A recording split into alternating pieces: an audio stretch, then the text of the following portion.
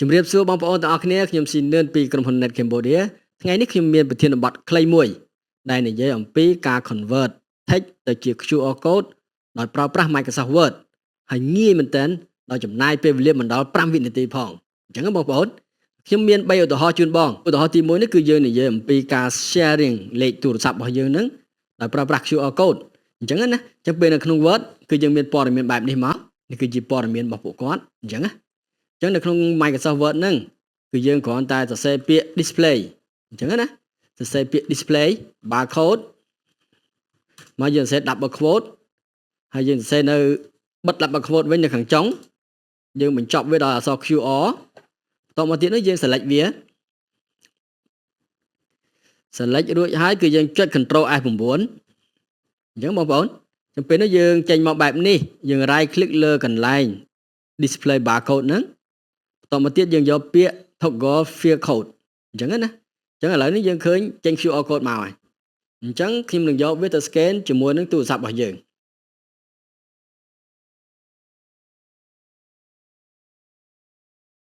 បាទបងប្អូនហើយឧទាហរណ៍ទី2គឺយើងនិយាយពី file sharing យើងអាចថាយើងមានវិក័យប័ត្រមួយ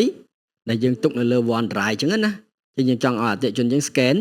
អញ្ចឹងនេះគឺជា link របស់ OneDrive ក្នុងហ្នឹងណា set display barcode ណាបើយើងបិទវងកញ្ចក់មកយើងបិទមកវិញបិទហើយយើងសេពាក្យ QR តមកទៀតយើង select វា select ហើយយើងចុច Ctrl F9 បន្តមកទៀតយើង right click យកពាក្យ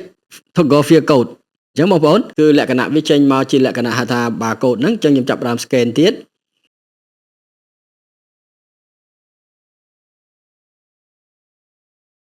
បាទបងប្អូនសម្រាប់ឧទាហរណ៍ទី3នោះគឺយើងនិយាយអំពី Wi-Fi sharing ណាពេលដែលយើងចង់ឲ្យអ្នកដែលប្រើប្រាស់អ៊ីនធឺណិតយើងនោះមិនចាំបាច់ typing នោះយើងអាចរៀបចំជា QR code បានអញ្ចឹងបងប្អូនហើយយើងប្រើវិធីសាស្ត្រដូចគ្នាជាមួយនឹងដូចនឹងឧទាហរណ៍ផ្សេងៗដែរអញ្ចឹងយើងគ្រាន់តែសេពាក្យ display barcode double quote ហើយយើងបិទវាវិញយើងសេពាក្យ QR យើង select វាទាំងមូលណា select ទាំងអស់តមកទៀតយើងចុច Ctrl F9 តមកយើង right click យកពាក្យ toggle field code អញ្ចឹងវាចេញ QR code មកហើយអញ្ចឹងយើងសាក scan